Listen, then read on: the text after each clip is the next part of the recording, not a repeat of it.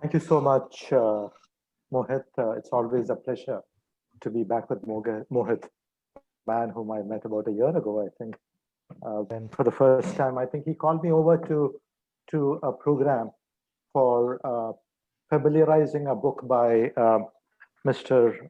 R. Argo. Gopalakrishnan, who was the executive director of um, Tata Sons. R. Gopalakrishnan is somebody whom I don't have to introduce. There's a book he wrote, Crash, and that was the first time I met Mohit, and our relationship has really grown.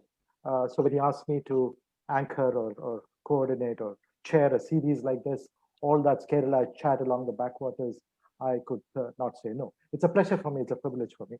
Welcome all of you. I think lots of people have joined, and welcome everybody from Kerala, from India, and from all over the world who are joining this. This is going to be, as Mohit said, a twice monthly program. And today is the first inaugural session that we have. If meeting in very unfortunate circumstances, especially for Kerala, we have had two tragedies. On the 7th, the landslide first at Rajamala, where I believe over 30 people have died so far, and many over 2 dozen are missing. And then the crash, the first time there's been a crash with deaths in Kerala, as far as I know, in Kozhikode, 18 killed. The pilot, Captain Deepak was in Sati, and the co-pilot, both of them. Well, it was a tragedy, but the tragedy also showed the other side of Kerala, where everybody came together within minutes. The rescue operations were on. The local people from Kondoti, bless them, they came in. They saved many lives, I'm sure. Doctors and nurses in the hospitals, the taxi drivers in the airport, the normally very difficult to deal with taxi drivers of the airport taxis drove their taxis freely. Two-wheelers were used. Every possible means of transportation was used, including the ambulance drivers. So today is also, it's also the tragedy brought perhaps the best in us, as it brought in Kerala, as it brought the best in Kerala during the 2018 floods, and later last year, the floods last year in August.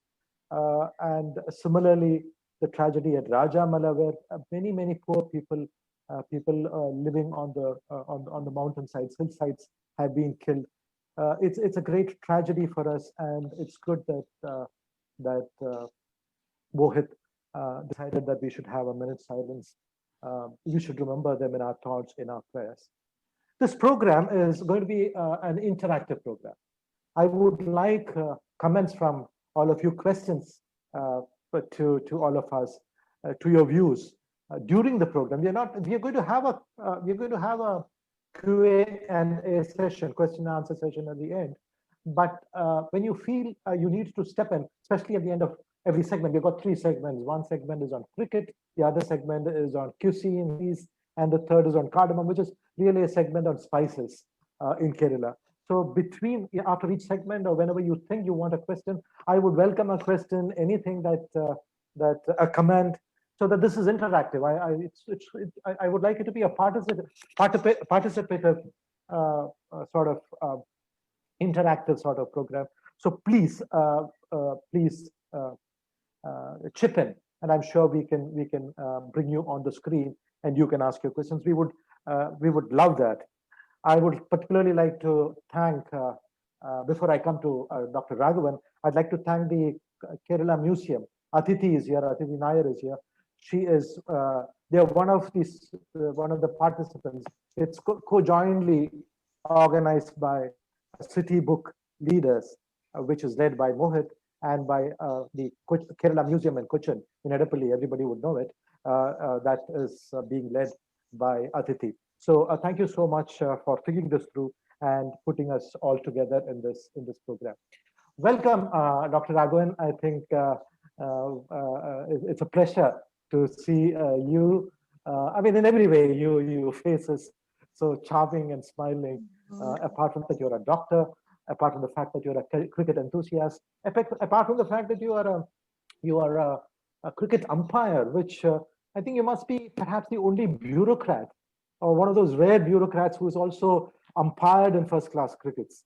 I believe you started it in 1992 or something. Correct me if my years are wrong, but if 1991 perhaps, and then later on in 19 and you sort of umpired in cricket for about uh, 22 years and left it only in 2013. And cricket is something I think that's in your blood because you've been writing about it, you've been speaking about it. So we thought that, yes, apart from your other things as an author, as someone who loves food, particularly Talasheri food, I'll ask you later why you like Talasheri food so much and why you would like to speak about it. But being a cricket enthusiast, I thought that is, there's no right person to begin the series than someone like you. So let's move on. Welcome, Dr. Raghavan. Before I actually, later on, there are three segments, as I said. The first segment is cricket. The next segment is going to be on the cuisine, and particularly the cuisine of Malabar, north of Kerala. Kerala is a varied cuisine, people know it. But Talasheri is particularly special, and Raghavan will be talking about that. And then we'll move on to spices, because Kerala ultimately is known for spices. Vasco da Gama landed here in 1498, when the spice route, the original spice route was blocked after Constantinople was captured by the Ottoman Empire. So, so the spice is part of blood. It has been there for 4,000, 5,000 years. So we'll come to that and end with, if you don't mind, because you are the executive director of Rubber Board, we'll end with rubber, because that should also be something that you are very familiar with. As I said, this is going to be an interactive session. And any questions during the period of our talk is most welcome. If you have any questions now, we can begin on that. But if you don't have any questions, let me start off with Raghavan and cricket. India loves cricket, so that's the best way to begin it. But then, since there are no questions, let me put a question to the audience. Does anyone know where the first cricket match in India was played? The clue I can give is that it was not Calcutta. Does anyone know? Mohit, do you have a way of getting people to answer? Yeah, everyone can answer in the chat box. It's open. Yeah, and then you can also let them come on the screen and ask it visually. I mean, answer it visually. Yeah, we can give them the sound. Yeah, we can. Anybody? No. Okay. No, since Girish Mumbai. says Calicut, Veer says Mumbai, Ajay says Mumbai. So what's the right answer? It is not Mumbai. We'll go to the Dr. Raghavan for the right answer. I think it's not Mumbai, definitely. Raghavan, start by, I mean, if you answer this wrongly, you can't, of course. You have the correct answer, don't you? Which no, I'll just start off with a different this thing about the Kerala this thing. So that will give a clue to the audience as to how that. Right, okay. You can answer the question as Raghavan speaks. Yes, thank you, sir, for the wonderful words. Actually, Kerala is not one of the first states that come to mind when you talk cricket. I'm going to stop there, Raghavan, for a minute, because Mr. Hormis Tharagan, IPS, who was the Director General of RAW, has answered the question correctly. Mohit, will you give the mic and the screen to Dr. Hormis Tharagan, please? I'm just doing that. Yeah. Sir, will you come on the screen and answer that? Dr. Hormis Tharagan? Yeah, he's here. He's joining in.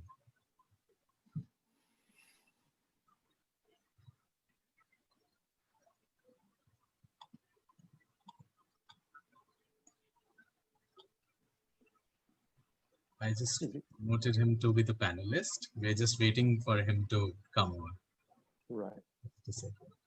Mr. Hormis, you are there? Sir, are you there?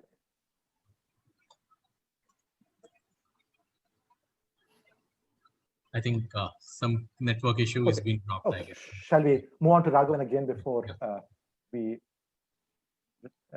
another answer from Ramachandran Tripurnitara. That's not the right answer. Anyway, that's pretty close. Raghavan, now over to you. I will not interrupt. Yes, thank you, sir. In fact, both answers are relevant, so I'll come to that. Regarding Tellicherry and regarding Tripurnitara, Tripurnitara also has its own place in the history of the game. Regarding Tellicherry, sir, the interesting facet is that no other person that Arthur Wellesley, later better known as the Duke of Wellington, had initiated cricket in Kerala and in Tellicherry, where the first matches were played. Now, what happened was that during those days, when he was posted as the commander of the army for protecting the British East India Company in Malabar, they started the concept of playing cricket.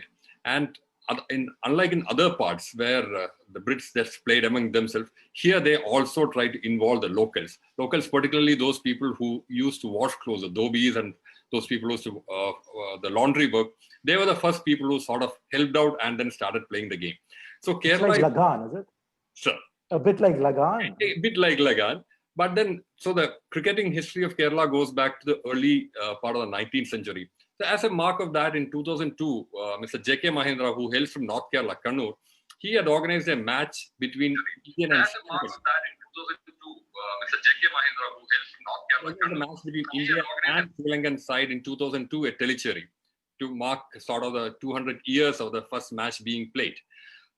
Tellicherry is a very interesting place because you again have another cricket connection which comes in after that, because Colin Cowdrey, the former England captain, he learned his first lessons, so as to say, in the grounds of Kannur and Talasheri. Again, because his father was a planter and he had worked in the Nilgiris, Kunur, and also in Kannur. So that is the first connection that comes between cricket and Kerala. Then what happened was that in 1951, regarding Tripunithura, the first ever limited over match in world was held at Tripunithura. Those days, cricket used to be played longer duration, 3-day matches, 5-day matches. Before that, we used to have the timeless test, where after 10 days of cricket, there was no result. At which point it was decided to have a time frame of 5 days. And then we had the 3-day matches also in the first class level. But in Tripunithura, Mr. Kelapan Thamburan saw that these 2-day matches were not producing results. So he decided to have 1-day match with limited numbers of overs and with no over restrictions amongst the bowlers. This was the first time that the Puja knockout tournament, in 1951, had the limited overs matches. If you look at it, the first class limited over match was held in England between Derbyshire and Leicestershire in 1962. So maybe there are a couple of areas where Kerala was ahead of the pack so far as cricket was concerned. But unfortunately, after that, well, the pace didn't sustain. Well, we have 2 monsoons, one of which we are seeing the effects of that now. Then there's a retreating monsoon. So for the most part of the cricket season, almost from June, July till end November or early mid-December, the small strip of land is swamped with rain. So you don't have time for players to come out and play the game. You don't get a good atmosphere for that. Plus the fact that for a long time, we did not invest in the proper infrastructure of having turf wickets. We used to play cricket almost entirely on matting wickets. You might be surprised to know that even when Cochin organized the first international matches, outside Cochin, we did not have any facility for turf wickets.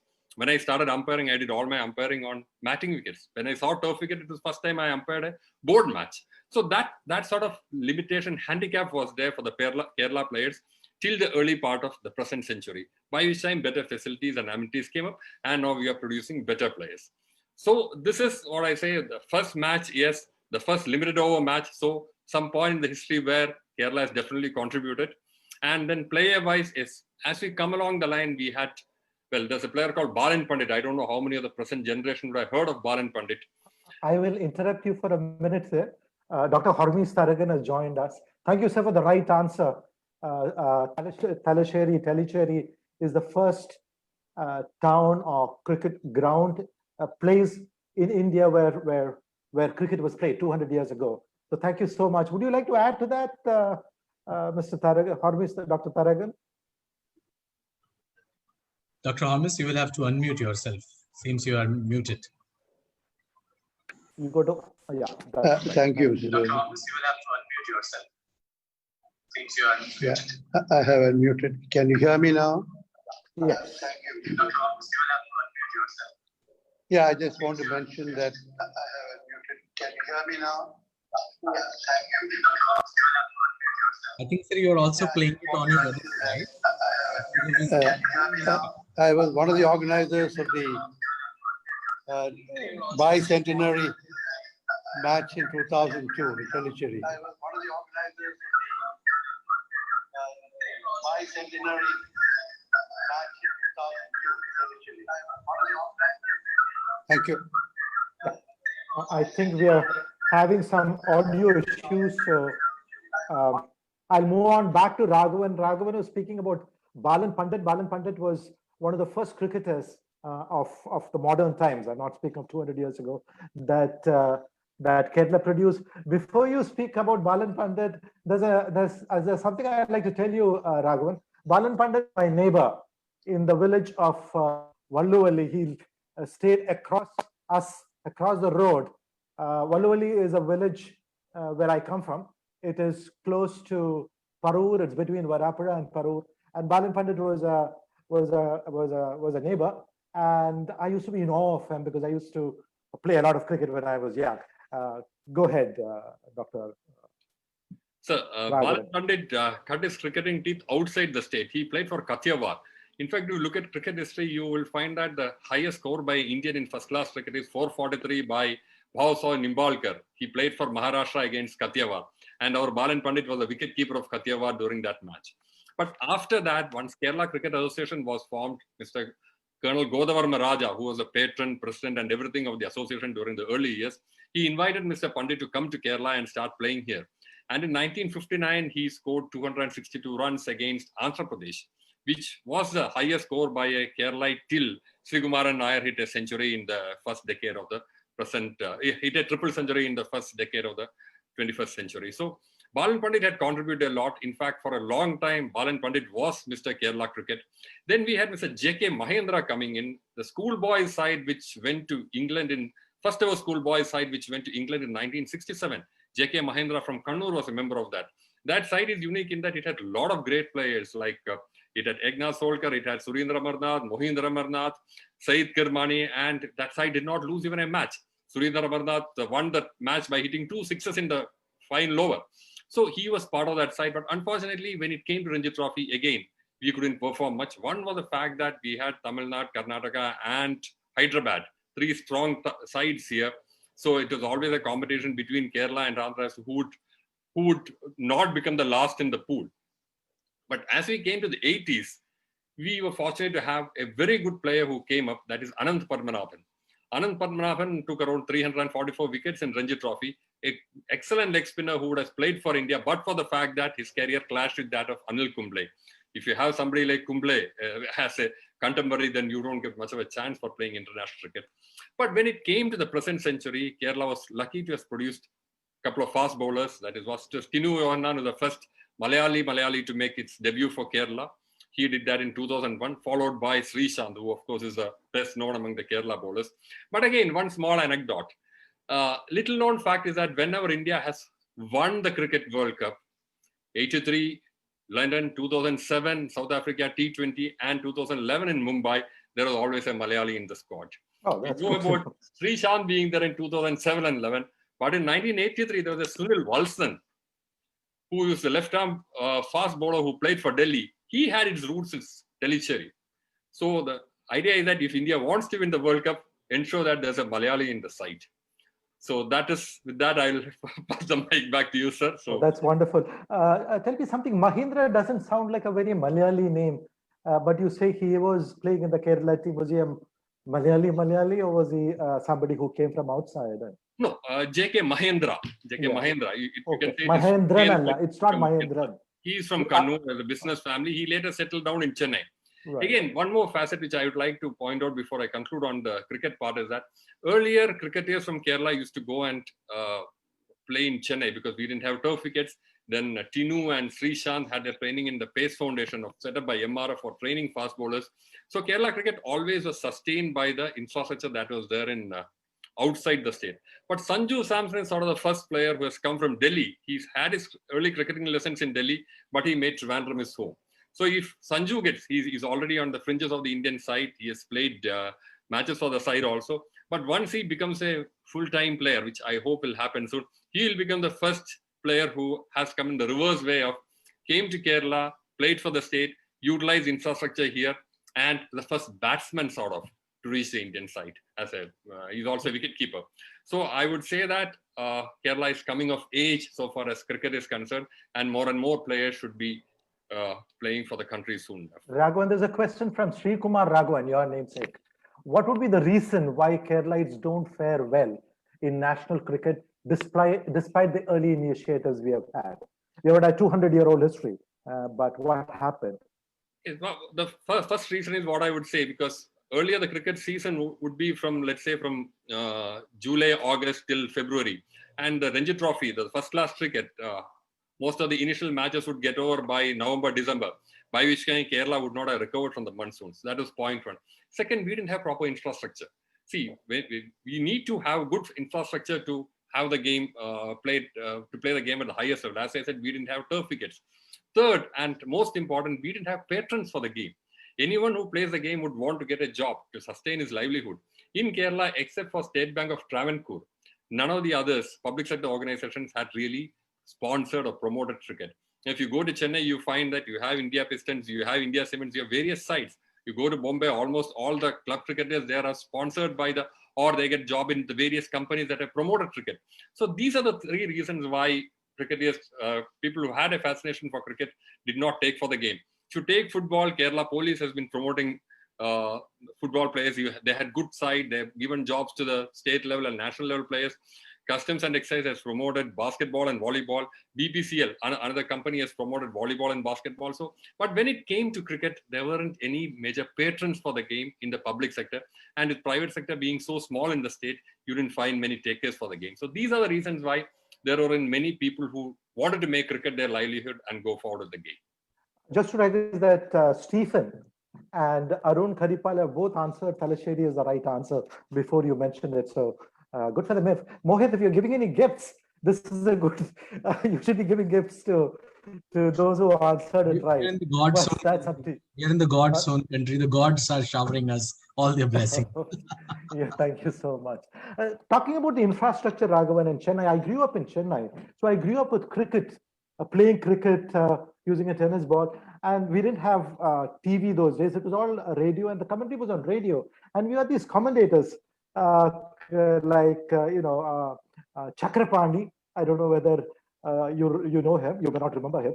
There was Vizi, the Maharaja of Vijayanagaram. I don't know how many of the listeners know about the Maharaja of Vijayanagaram. He was an old man, and I'm sure, I mean, every time he used to start the commentary, he would cough, like, he had COVID or something. So he would be coughing right through. And there was the inimitable Anand Rao. Now, Anand Rao was very good, but he was how do I call it? He was a Miss Malaproppist or something. He would start out by saying, "Good morning, everybody. This is Anand Rao reporting to you from the Chepauk Stadium in Chennai in Madras. This is a beautiful, glorious day. There is no sky in the cloud." And such things. And also, I mean, and one of the things I remember from my childhood listening to Anand Rao's commentary is, Venkat Raghavan is opening the Indian bowling, and he's coming in bowling right arm over the wicket. I think he was right arm, wasn't it, Venkat Raghavan?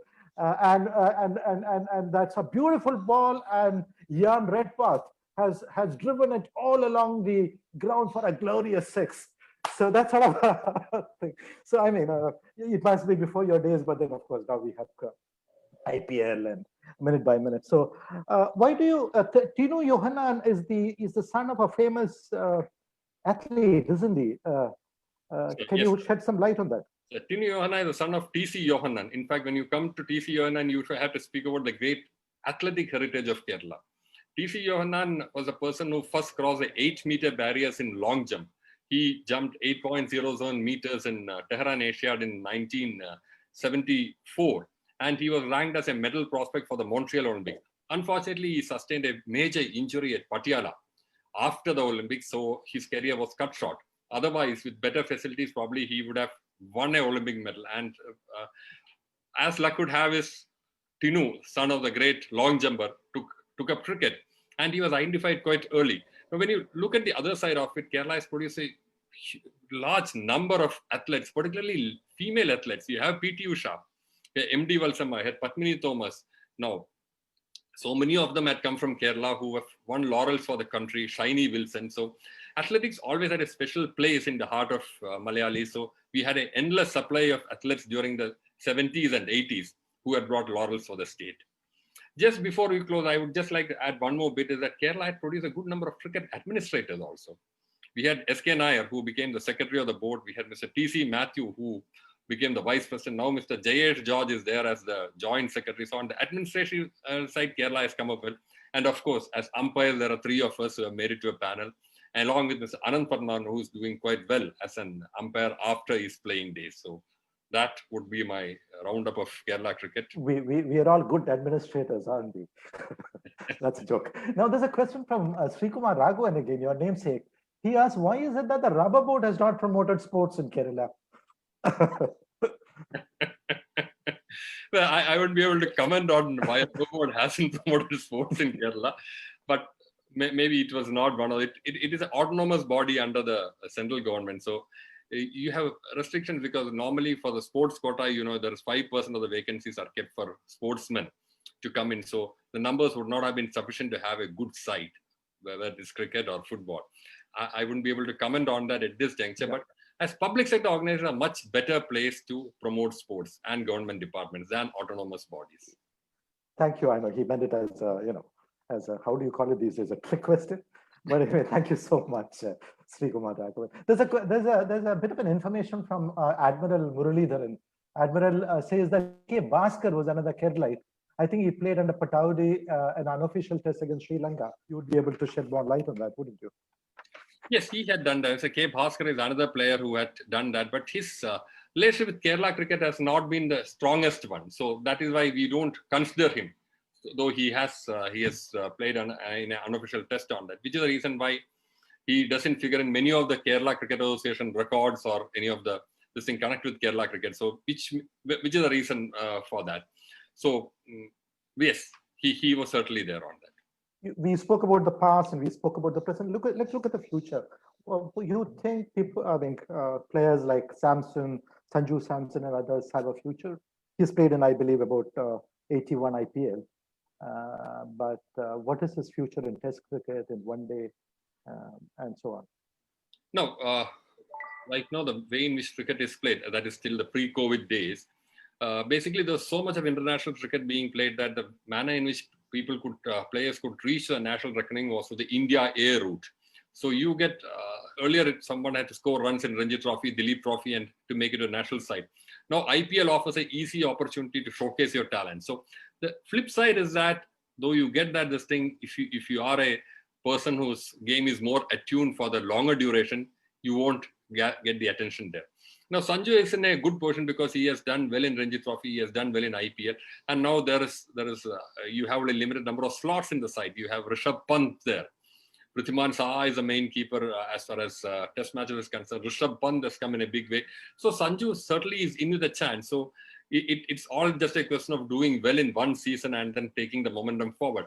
We have good bowlers like Basil Thampi, who is another youngster who is coming in, Sandeep Warrior. So we have more numbers of talented players who are coming in. Again, I would say that another reason is that, like in India, you say that cricket has become a national game after the '83 World Cup because now we have players like Dhoni is from Ranchi, players from Eastern UP coming in. In Kerala also, cricket was probably limited to the main cities, sort of till the early 80s.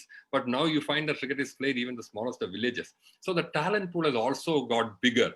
So you find players from Idiki, Malappuram, Wayanad and all coming out now. Wayanad boasts of an excellent stadium these days. So infrastructure has come even to the smallest place or even the remotest corners of the state. So that will provide an opportunity for the players, talented youngsters to showcase their talents and come up. So I feel that in the years to come, more and more Keralites will start playing on the national scene and some more will go to the international scene. Very true.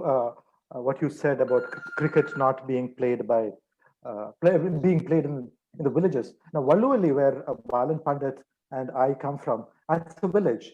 And when as a youngster, used to speak about cricket there, those days, not now, they used to call me a Kirukan. Now, Kirukan in Malayalam means somebody who is a mad guy. So, of course, things have changed. Everybody speaks of cricket now. And I can see the interest of cricket amongst youngsters, amongst even very old people who have understood the game. It's a very complex game. The Americans still can't play it. But our old and young have taken to it. So thank you so much. Before I move, do you think you spoke about the monsoons as being one of the barriers against promoting cricket? You think covered stadiums are an answer? They're expensive, of course, but covered stadiums during the monsoons? I would rather say that have more indoor cricket facilities. That would be the answer, because now we have the facilities in Kerala, but earlier it was not there. You have indoor facilities and the players can keep practicing round the year. Otherwise, you have to wait for the grounds to dry up. So have more indoor training facilities where the players can keep playing. Matches, covered stadiums might be a difficult proposition given the nature of the game. So unlike tennis, which is played for a specific short duration, it will be difficult to have covered stadium for cricket, though maybe it might happen in future. We don't know how the world will be in the post-COVID conditions. Now we are having matches played without anyone in the stadium and people watching the game solely on television. So these changes might come in, but right now, what association could do is to have more of indoor training facilities for players so that they can keep playing the game even when the monsoon is there. So that would help them to stay in shape and to sharpen their skills. Very true. Dr. Harmesh Saragan mentions that Dr. C.K. Bas played in Ranji Trophy for Kerala in the 60s, if I remember correctly. He was a product of the Trivandrum Medical College. You studied in the Trivandrum Medical College too, did you not? I studied in Calicut, sir. Calicut, okay. Moving on, you spoke about cricket. How do you think cricket is going to be post-COVID? I'm sorry, you spoke about COVID. So what do you think cricket is going to be post-COVID? Well, what we are seeing in England these days are the test matches between England and West Indies first, and then England and Pakistan that is being held currently are an indication for the future. Because we have to, at least for the next 1 year, as things stand now, have to understand the importance of preserving the biosecure protocol. And then the scene of idea of spectators coming to the stadium to watch matches might be something which will take much more time to come, and to have this protocol down. Now, it is not just sufficient to have the matches at the international level, which is good for the viewers, but for the players, like just imagine Sanju Samson is on the threshold of a national career. Srishant is planning to make a comeback. So this will be a very crucial season for them. What will happen if no cricket takes place? They will just lose out. So we should be having the matches at the first class level down to the local level, with the observance of the biosecure protocol to the extent possible. It may be difficult to have matches at the local level, but at least the first class matches should start. Otherwise, it will be too heavy a cost on the players concerned, who might lose the most valuable years of their life. After all, a player has a very limited shelf life, 15 years, 20 years, well, that's all. So that should not happen. So in this thing, I feel that you should make the board and the authority should try to have the game resumed at the first class level during the season. Already they are having IPL, but that will be in Dubai. Well, after that, to have the first class cricket back in the country should be their objective. That's your answer as a doctor as well, isn't it? Thank you. When I was in school and we couldn't play cricket because of the rains and other things, we used to play book cricket. We would open the page of a book, and whatever the number of the page was, that's a 6, then it was a 6er. If it was 4, it was 4, and so on. And if you got 7, 8, 9, 10, you're out. Let's move on, Raghavan. Thank you so much. I know your cricket is an area which you really love, but we also speaking about curries and cuisine of Kerala.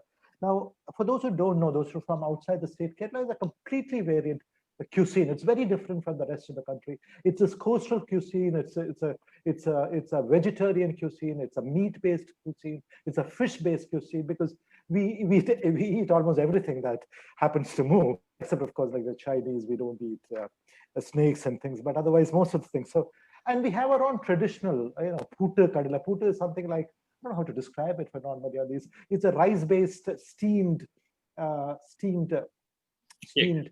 cake, yes, which is which comes out of which is put in a cylinder and steamed. It's a longer cylinder, pipe-like cylinder. It is steamed in that, and then it comes out as dishes with coconut sandwiching, coconut acting as like a sandwich in between. It's delicious. It's even eaten with kadala. Kadala is chana, the black chana that we eat in the north. So it's lovely, but you eat putu with bananas also, and then we have so many. You heard about fish molly, which is so famous, which has got a story of its own, which I'm sure Raghavan will tell you. There's avial, vegetarians, it's galore, avial, pachadi, pulishedi, manga curry, toran. Toran is any vegetable that's sort of made up of oil. I think Raghavan will tell us. Then there is fish curry with mango, fish curry with tamarind, fish curry with our own version of a sour fruit called kodampuli. I don't know what its name is. Maybe I think it's called kamboj. But kodampuli is a very sour sort of thing, and fish with that is lovely. And then of course there is the sadhya, the Onam sadhya. Umpteen number of accompaniments. That is the Aranmula Sadhya, which is laid out after the Aranmula race, which is particularly special. It comes with rice and avial and injampuli and all these things I mentioned and many others. And then there are the savories, the sarkaravarti, which is actually banana fried, cut into slightly larger pieces, fried, and then it is again, fried in jaggery. So it's sweet, savory. And then, of course, there is a banana fry, which is delicious. My mouth is watering, so I'm not going to speak more.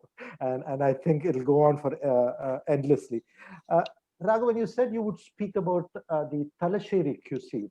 Why Talasheri? There are so much of possibilities here, isn't it? So, but what is special about Talasheri?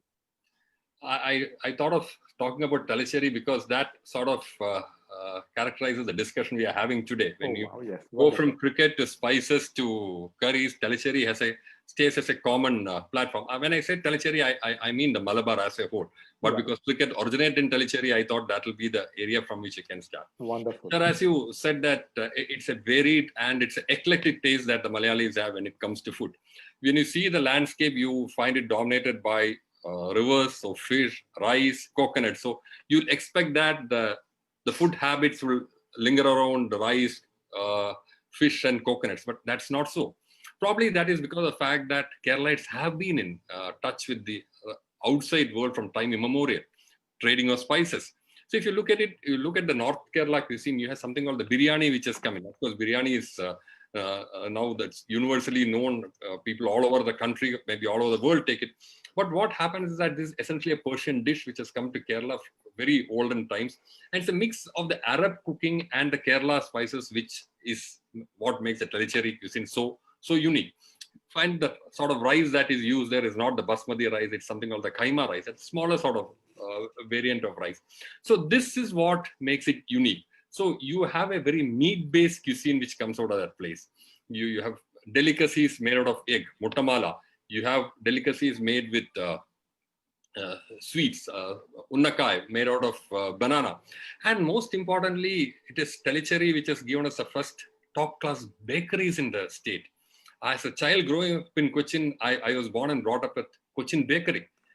So I'm sure you would also remember that shop which was there on the MG Road, a landmark thing. I thought that everyone else got the same quality cakes as we in Cochin were privileged to get. It was only when I went to Calicut I found that no, it's a privilege that is not given to many. Till Cochin Bakery opened their branch in Calicut. So cricket and cakes are sort of the contribution of Talacheri for the rest of the state, along with the fact that you get a mix of the Arabian food with the Kerala spices added to it. Look at it, the biryani is more popular, or the varieties of biryani in Talacheri, then there's a slightly different and distinctive biryani which is there in Calicut. Well, it must be a sort of a flavor that is different, but both are extremely tasty. When you come to Calicut, you have something called the halwa, sweet meat. So when I was looking for a name for my book, which is based on Calicut, I did not have to go further than Calicut halwa. That's the unique taste that there's even a sweet meat street in Calicut. It sells the various sorts of halwa. When you come down further, sir, you'll see a place near Cochin, very near to Parur called Manyali, which is also famous for biryani and halwa. So this again shows that Malayalis or Keralites rather, they have they are very accommodating as far as food is concerned. They are willing to experiment and try out. And when you come to Central Kerala, sir, as you said, the beauty of the Syrian Christian cooking, as you call it, the mappas, the molis, the stews, they all come in. Appam, idiyappam, and we have the traditional Kerala Sadhya also. So it's in Kerala Sadhya, you have, as you said, the thoran, which is any vegetable which is well sort of made with coconut, it becomes a thoran. You have avial, you have erisheri, you have something called olan, which I haven't seen a version of olan in any other cuisine anywhere else in the country. So, and we have breakfast meals. Sorry, you mentioned about putta. You have idiyappam, another this thing. You can have it with plantain, you can have it with kadla, and it's seen as a perfect thing. This putta kadla is considered by the dietitians as a perfect combination. You have proteins, you have the carbs coming in, so it's a perfect meal. So that, and finally, sir, in the 1950s, I'm told by my father that there used to be a restaurant called Chinese restaurant in Cochin. Those days, there are hardly any Chinese here. And when the 62 war happened, it changed its name to Malaya restaurant. Old timers will remember the Malaya restaurant just next to St. Albert's College in Banerjee Road. Almost everyone had their first meal during those ages at the Malaya restaurant. That is, can be called as the flag bearer for the new varieties of all the Chinese restaurants that have spawned up all over the state. And that shows that the food habits are quite eclectic, willing to experiment, and that's why we are a host to a great varied type of cooking and cuisines throughout the state. Thank you, Raghavan. Munir points out that Tellicherry is the land of the 3 C's: cricket, cakes, and circus. We missed out on circus, but I don't think we should spend time on cricket. That's a whole,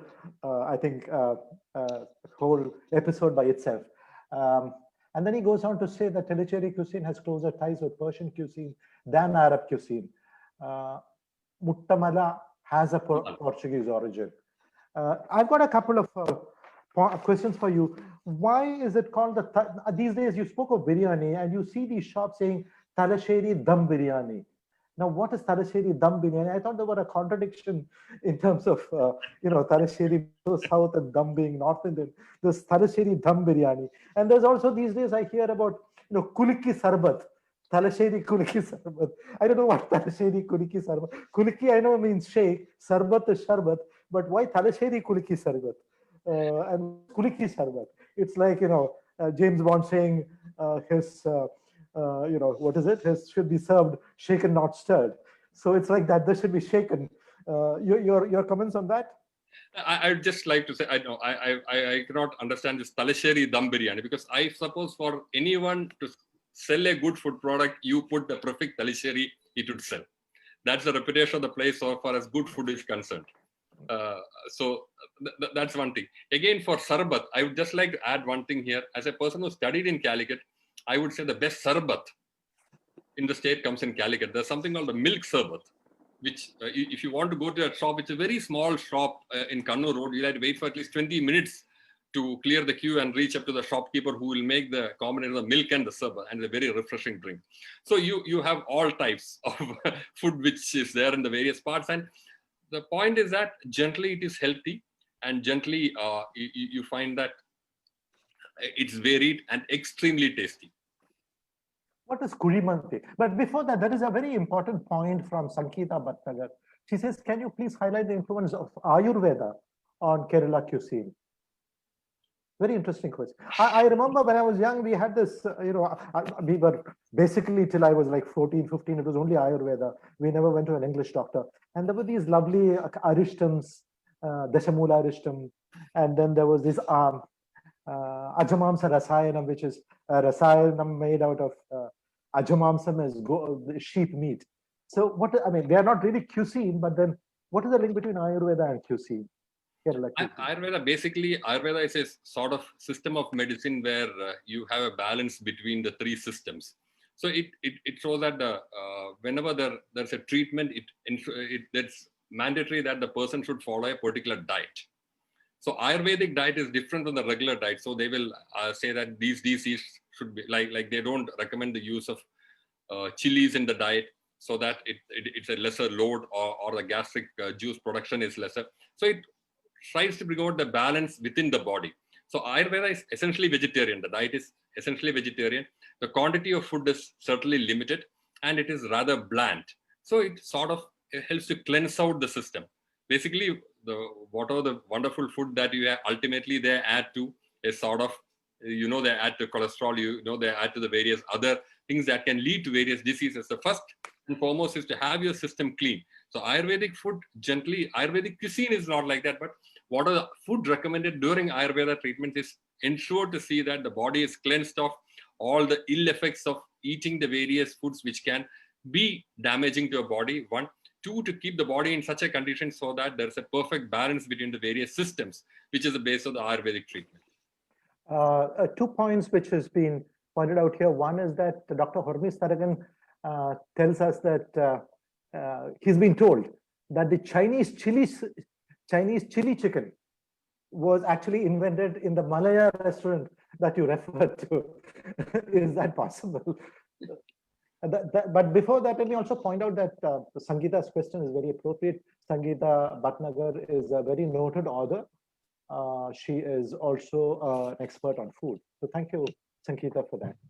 Any response to Dr. Harmis's point that chili chicken is actually I certainly agree with what Horme sir has said, because if you go to China or even to Singapore and go to a Chinese restaurant there, what you have there is totally different from what we have as Chinese food here.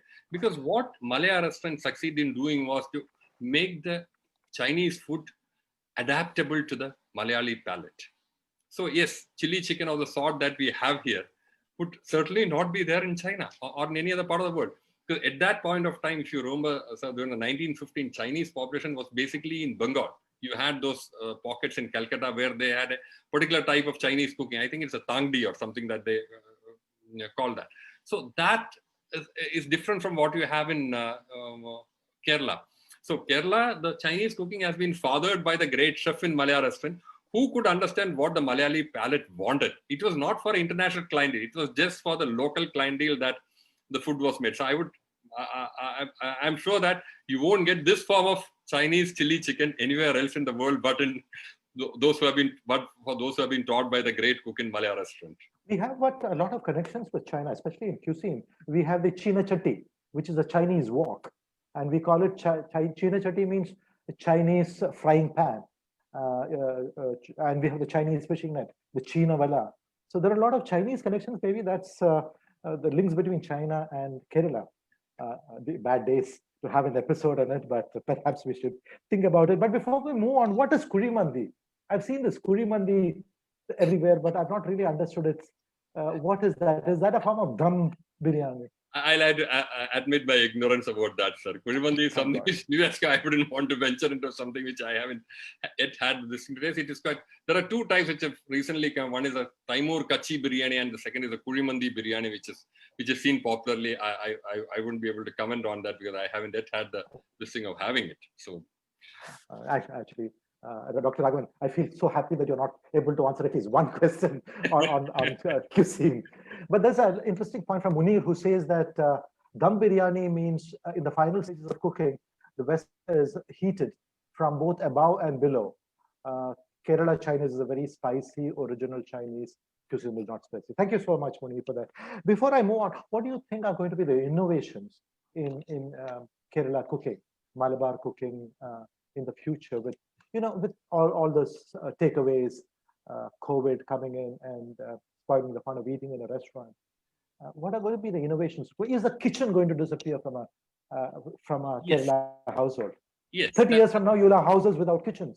Yes. And our grandchildren will ask us, what is a kitchen? Would that happen? Certainly, sir. We are going in that direction. If you go to, let's take Singapore, for example. The kitchen is hardly used there. The husband and wife get out of the house, they go to the food court, have their breakfast, they have lunch at the workplace, come back, meet in the food court, have dinner, and come back. So kitchen is hardly ever used in a Singapore household.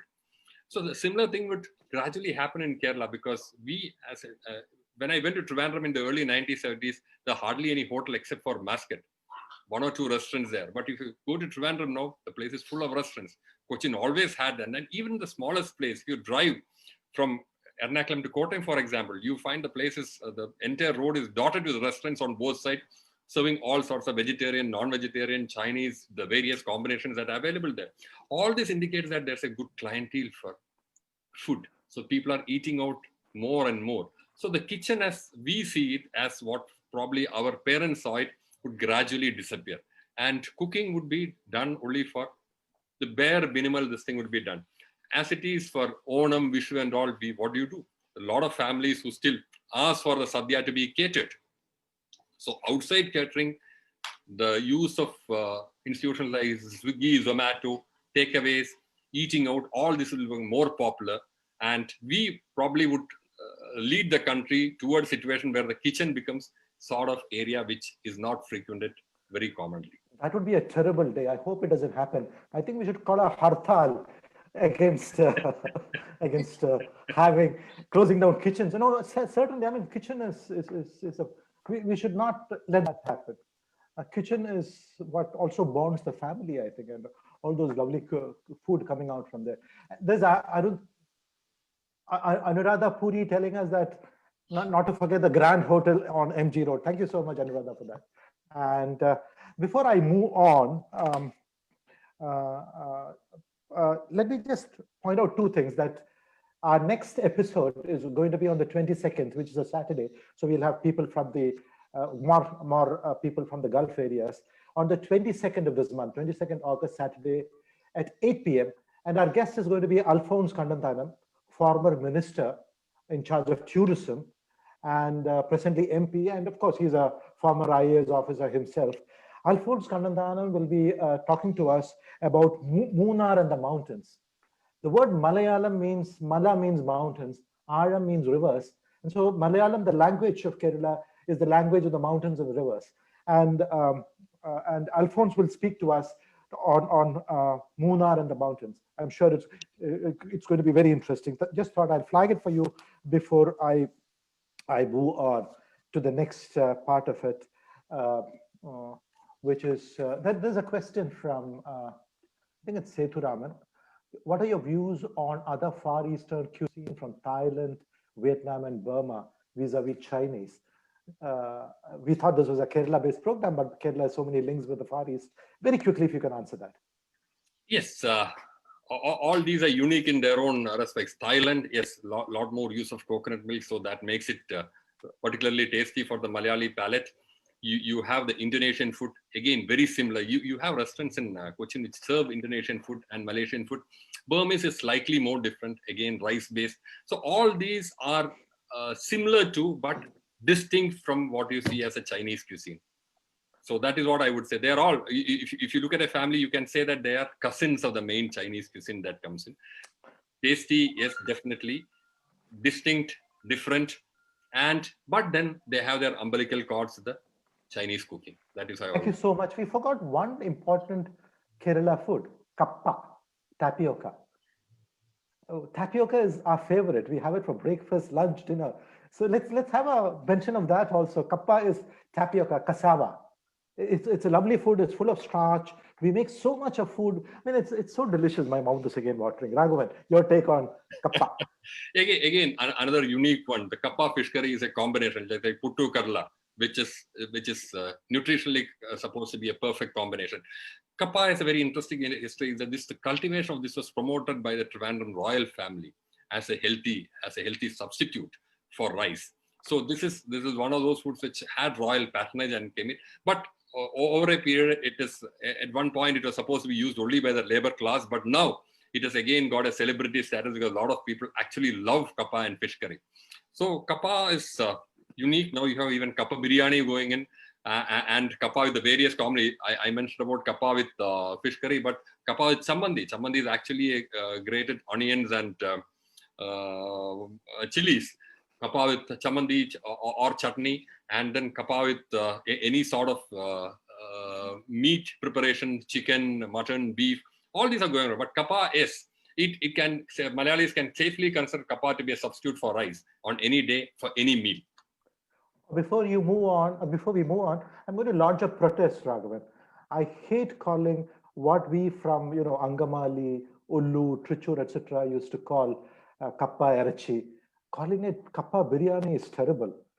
It's bad for biryani, it's bad for our food as well. Don't call it kappa biryani, please. It's very exclusive, very special to Ernakulam, Angamali, Ullu, Trichur, the area I come from. It's kappa erachi.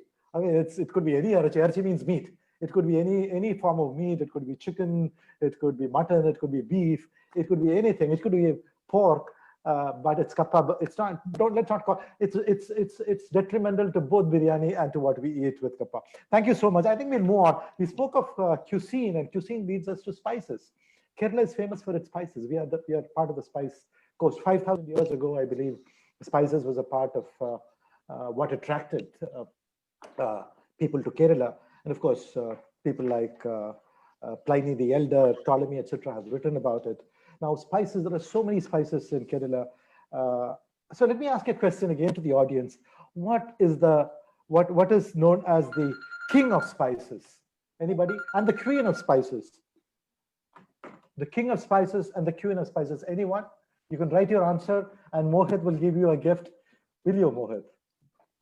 Oh no, I think anybody knows what? In the God's own country, it's all by the gods. Cardamom. Somebody has written cardamom. Yeah. Now, is that the queen or the king? Well, cardamom is not the king of spices. The king of spices that's Navya. Navya, that cardamom is not the king of spices. Cardamom is the queen of spices, I'm told. The king of spices is our pepper, black gold, Kurumanagar. And that's what attracted, I think, a lot of trade. It is what attracted even the Portuguese to come to Kerala and started the process of links with the West through the sea, through the Cape of Good Hope. So we have so much. I mean, spices is in our blood. And when you spoke about N Raghavan, the emphasis was so much on spices as well. We have pepper, we have cardamom, we have cloves, we have cinnamon, ginger, turmeric, nutmeg, tamarind, star anise, which is very special to Kerala, I suppose. Curry leaves. Now, we don't have a curry. We don't make anything without curry leaves. We don't fry anything without putting curry leaves. And I spoke earlier about kodampuli, which is a very special sour fruit that we add to our fish curries and others. It's called kamboj. It's called the Malabar tamarind, I'm told. I'm not quite sure about it. Cumin seeds, vanilla, and of course, our own tulsi, the basil leaves. So it's tremendous variety of spices from Kerala. Why do you think, Raghavan, we have this very diversity of spices in such a small bit of land, Parashuram's land? Again, the landscape, sir. Kerala is that very unique, this thing where you have the sea on one side, you have the mountains on the other side, probably at a gap of around 20-25 kilometers, a very small strip of land. So the Western Ghats have been home to all sorts of spices from the time immemorial. If you look at it, the history says that, sir, you mentioned about Pliny, they had links with the Babylonians, the Assyrians, and then with the ancient Rome also, and definitely with Arabia. In fact, they said that Arabians had successfully hid the fact that they used to get the spices from Kerala and used to market it as a sort of Arabian produce till the Romans found the route. And every year, sort of 120 ships used to be sent from Rome, which would come here and then making use of the wind conditions and the monsoon, which will buy the spices and go back. So that is probably that sort of trade relationship is actually helped Kerala to develop so much, both not just for the food habits, but for the diverse, inclusive culture that the state has today. What is your... It just not this thing that if you look at the history of a country in the north, many things have come through invasion, whereas in Kerala, it has come through trade and commerce. So we didn't have any objection to the oldest mosque is here. Cheram and St. Thomas came to Kerala. So all this happened because people came on a friendly this thing. We talked, we did trade, we did commerce, we saw the different culture. We tried to imbibe what was good from them, and we became so inclusive on that. So you were mentioning yesterday about the wonderful reaction that happened when a tragedy took place at Kondoti. So you might remember in the 1980s, there was an accident at Periman, the railway accident where the entire train, Island Express, fell into it. And the response, in fact, it was that response that prompted the railway to ensure that the bogie was lifted. So many people died in that thing. So the response of Keralites to a tragedy has always been amazing. Let no tragedies happen, but the esprit de corps that is shown, the unity that is shown during those times is amazing. It cannot be replicated anywhere. This is probably the result of the inclusive and the diverse culture that we have from these relationships and contacts that we have had with the other civilizations from time immemorial. Yes, there are contacts with Chinese. Joe Thomas has done a wonderful book to say that there are, so you mentioned about the Chinavala and the China Chetty. There are families from Calicut which emigrated all the way to China 3 or 4 generations back. So there have been extensive links with the various other parts of the world, which actually led to the Portuguese landing in 1498. Portuguese followed by the Dutch, then the French, and finally the Brits. And then they ruled. If you look at it, the southern Kerala was not ruled directly by them. Travancore and Cochin remained separate kingdoms, whereas they deposed of the Zamorin and controlled the entire northern Kerala. and that became the Malabar district of the British, of the Madras presidency. So spices have determined the culture, the history of the state, like nothing else has. There is Munir points out that Tellicherry pepper was considered the best pepper during the colonial period. Anjirakandi near Tellicherry has the continent's largest cinnamon plantation. But speaking of both cinnamon and pepper, cinnamon, I think Sri Lanka takes the cake for cinnamon, isn't it? I believe the best quality cinnamon comes from Sri Lanka. Correct me if I'm wrong. And then I spent about 7 years working in the UN in Cambodia. And Cambodia has a pepper called Kampot pepper, which is a geo, what do you call it? Geo, it is supposed to be one of the best peppers. And they claim it's better than us. So I used to have these longish arguments with them. So what do you say to these 2 points about cinnamon and pepper? Sir, we certainly feel that the cardamom and the Alapi green, as it used to be called, the Malabar pepper and the cinnamon that we produce are certainly a world ranking, top ranking ones. Again, sir, the use of it depends upon the palate that consumes it also. Why are these added? These are not the main food. These are added to give a particular flavor to the food. And it depends upon the type that we use for the cooking that is there. So certainly all the spices that are produced in the Kerala are of top quality, which is the reason why it has sustained, survived all these years and captured the world market. Even during these times, Spice Board is one of the boards which is doing fantastically well, because without spices, you just cannot have cooking taking place. And this has also led to a very good oleoresin industry within the state. Right. You have to think about that, taking it forward. You have companies like Synthite, you have companies like Plant Lipids, which have captured the market worldwide. So that's the way in which the industry has grown forward on that. And sir, the next point is that the spices in the Western Ghats led to the next step in the plantation industry. That is how the next step, the coffee came from Coorg to Wayanad. And following coffee, tea came to Central Travancore. And the king of everything, as I would say, because the largest area is under that, the rubber came. So that way, the spices have been the forerunner for the rest of the plantations that have come to Kerala as well. Gopal points out that, what about clove? His mother's favorite, I believe. Yes, cloves. And their cloves are medical value as well, isn't it? When you have toothache, you put cloves in the... They are medical values, sir. Rubber.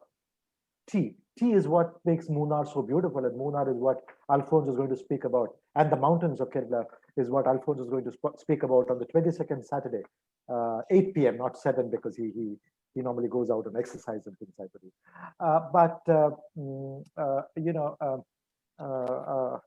What about rubber? Rubber, I'm going slightly off the plantation. Rubber is facing a crisis, isn't it? I believe with the import of rubber, some of the farmers in Kerala are facing difficulties. What do you think the future is? So I would just put it like this. When coffee came in, I'm just telling a bit of history. Yeah. In the 1800s, the coffee in Coorg, the plantation started in Kerala in the 1870s. There had plantations in Wayanad, then the plantation started in Central Travancore. In 1880s, there was a glut of coffee from the Brazilian, this thing which sort of dampened the industry. So there were no takers for coffee. Then they changed to tea. And that was a time when rubber also came in. Rubber became so popular because of the 2 world wars that happened and its importance as a strategic raw material. And it cannot be grown in many climates also. So that was the significance of rubber so far as India was concerned, so far as Kerala was concerned. Price of rubber, yes, sir. Now, we had a situation in which the price of rubber, which was 25 rupees a kg in 2000, 2001, when I was MD of Rubber Marketing Federation, sir, it went up to 250 a kg in 2011. So in 10 years, it increased 10 times. There cannot be a comparative increase at any of this thing. But as it happens, and the prices went up because of the huge demand from the largest consumer, which is China.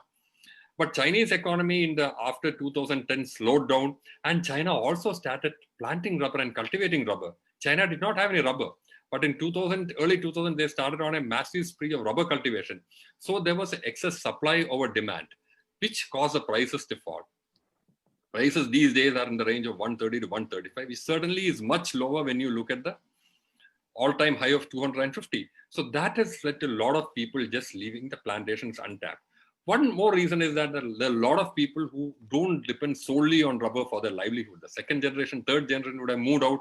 They would be working in the cities. So a lot of people don't need this as a sole sustenance or as a sole breadwinner.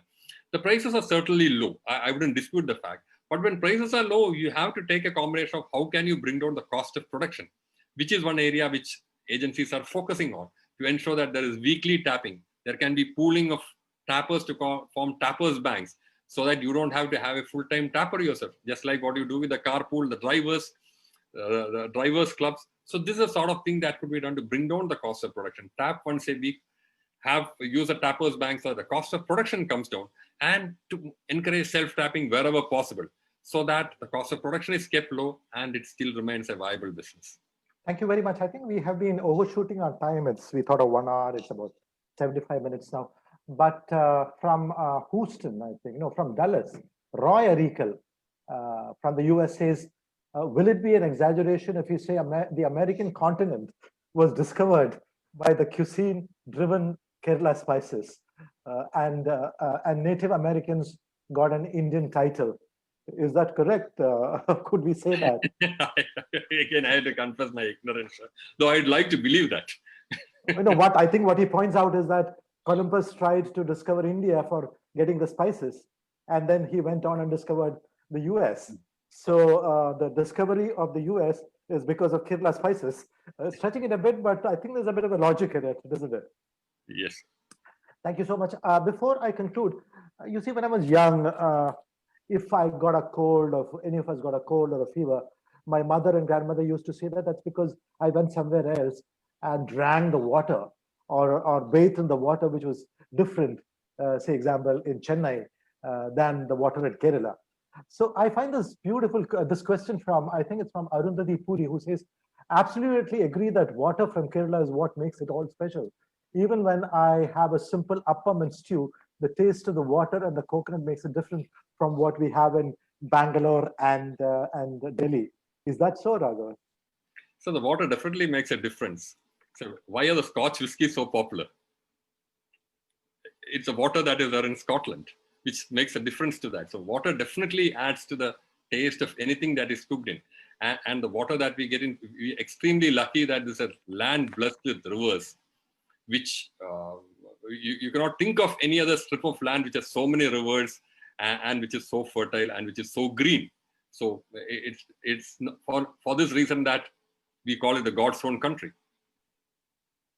Well, it's a slightly difficult question. If you don't want to answer it, don't answer it. It's MD Varghese who says, are we hearing of the death knell of rubber board? Concerns around the corner. If you don't want to answer it, that's perfect.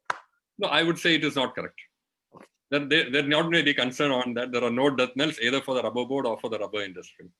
And Gopal says that you can feel the difference when you have water, even when you bathe. Very true.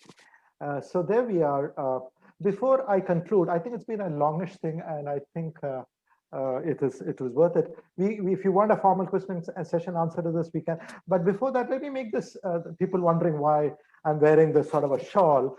Let me make it very clear that this was the shawl that Mohit presented to me when last year, I think it was in November or October, I went to Delhi to attend one of his, Ras se bana Banaras.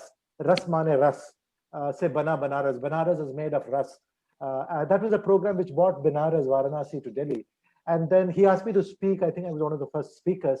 And then he gave this to me as before I was speaking. I thought this was the most appropriate. He calls it a gamcha, isn't it? What do you call it in Delhi? It's called gamcha here. Gamcha. So it just turns out to be red in color, but there it is. Not that I have any difference of opinion anyway.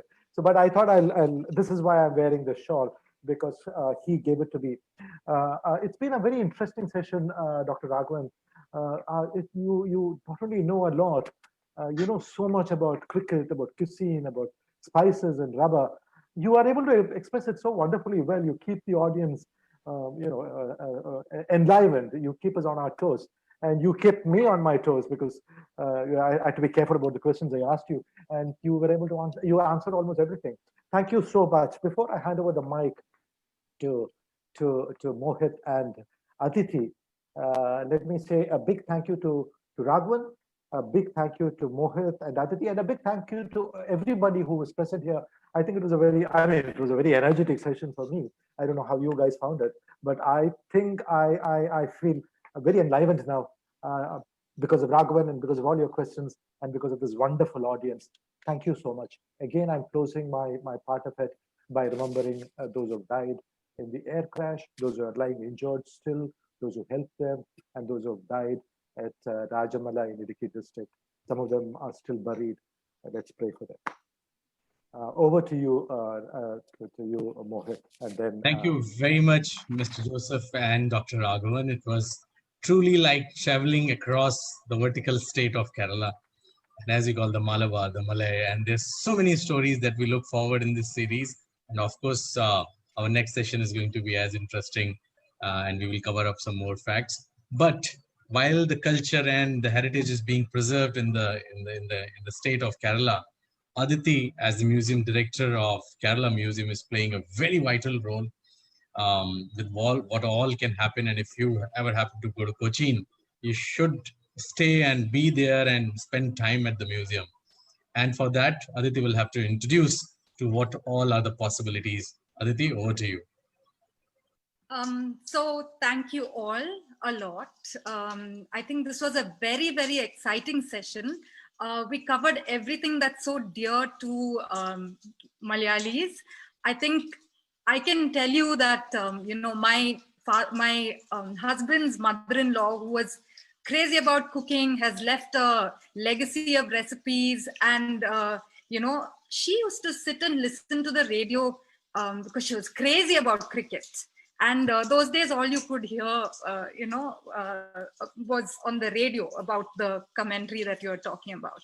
And it was amazing that this lady who was so into cooking was also so crazy about cricket. And if the cricket match commentary was on, where nobody was allowed to speak. And I thought that was a great family to marry into, you know, that the woman of the house is not only a fantastic cook, great at economics in the kitchen, and wants to listen to cricket commentary. So yeah, you brought back some really nice memories of our mama. I think when it comes to the museum, we've been here for 35 years. Almost every school child in the city has been to the museum and seen the Sound and Light show. When our founder set it up, the idea was that there should be a space to enjoy history, a subject that was considered dry and you know, not so interesting. And he set up this Sound and Light show to bring people to the subject in a gentle and interesting and fun way. And I think today, as a museum in Cochin, we're looking at how we can look at history through a contemporary lens, because that is what the whole history Sound and Light show even does. It shows to people Kerala and Kerala's, you know, the influences that have come, and everything that you've spoken about today resonates so much with that.